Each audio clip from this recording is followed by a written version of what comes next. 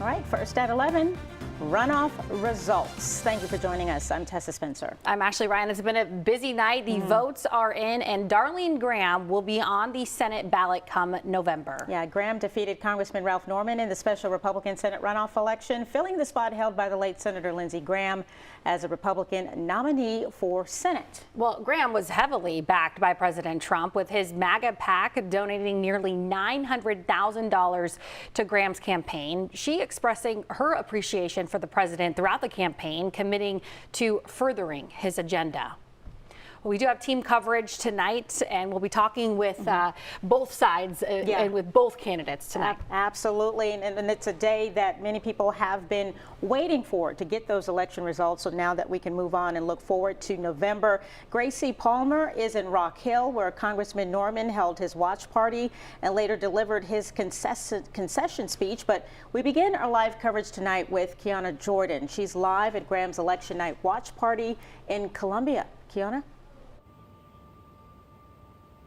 Yeah, that's right. I'm here on Richland Street in Columbia, where Senator Darline Graham was not long ago. And as you can imagine, the excitement filled the room here at her watch party. I mean, now Graham has been telling voters since the beginning that she's a fighter. And as we see tonight, Republican voters in South Carolina agree with her. Now, the race between Ralph Norman and Senator Graham has been nothing short of a slugfest. But that's nothing new in South Carolina politics.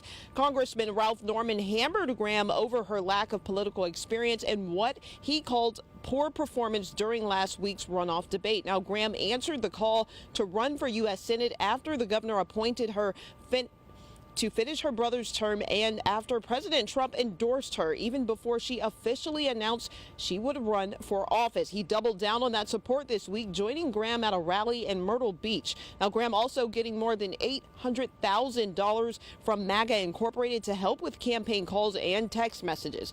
And while she may be new to politics, Graham says she isn't new to the issues voters care about, including affordability and health care. Here's what she had to say. I want to thank President Trump for all of his support and his endorsement. Mr. President, Lindsey truly loved you and viewed you as one of his closest friends. I appreciate that bond and appreciate all that you've done for our country. Our victory would not have been possible without you, and we are truly grateful. South Carolina is truly Trump country. Now, Graham says it's time to get to work. She says for a full 6-year term, she plans to work on passing the Save America Act, addressing the rising cost of health care, and creating more affordability for struggling families in South Carolina. Now I'm going to send things over to Gracie Palmer in Rock Hill. Yeah, thanks. Well, it was a disappointing night here in Rock Hill for Representative Ralph Norman. There were tears and hugs in the room as Norman accepted his loss. He did come into the day optimistic, hoping that he would be able to pull out over Senator Graham. Unfortunately, that did not happen. He did speak earlier today. He addressed the crowd, thanking his supporters and his family and friends for the campaign that he was able to run. This comes just months after Norman lost the Republican primary for the governor's seat back in June. Now, this is a man who is no stranger to politics. He's represented South Carolina's 5th district since 2017. And before that, he served in the South Carolina General Assembly. Throughout his career, Norman has continued to push for pro-life legislation, strict immigration enforcement, and reduced government spending. But as for this race, Norman did not receive President Trump's endorsement, and that's something he says he is still very confused about. The president got involved. He has that right. That's his prerogative. As I told, I never, well, y'all, his policies are good.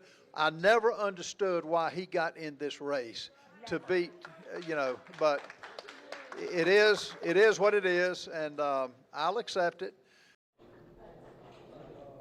As Senator Graham moves on to face off against Democrat Dr. Annie Andrews, Representative Norman said that he will be rooting for her. He also said that he plans to call Senator Graham and congratulate her tonight.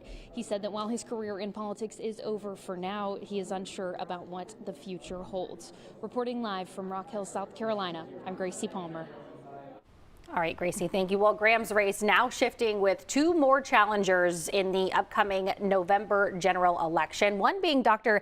Annie Andrews in the Low Country. The pediatrician and mother of three is running as a Democrat. She's campaigning to address the rising cost of living from health care, child care, and inflation. It's been more than 2 decades since a Democrat represented South Carolina in the Senate, but Andrews sees herself as a change candidate.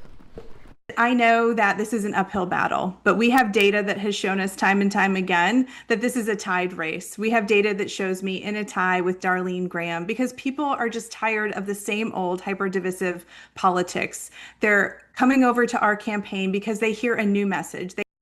And coming up in less than 10 minutes, we'll take a closer look at key counties and a deeper dive with our political analyst, Dr. Mark Owens.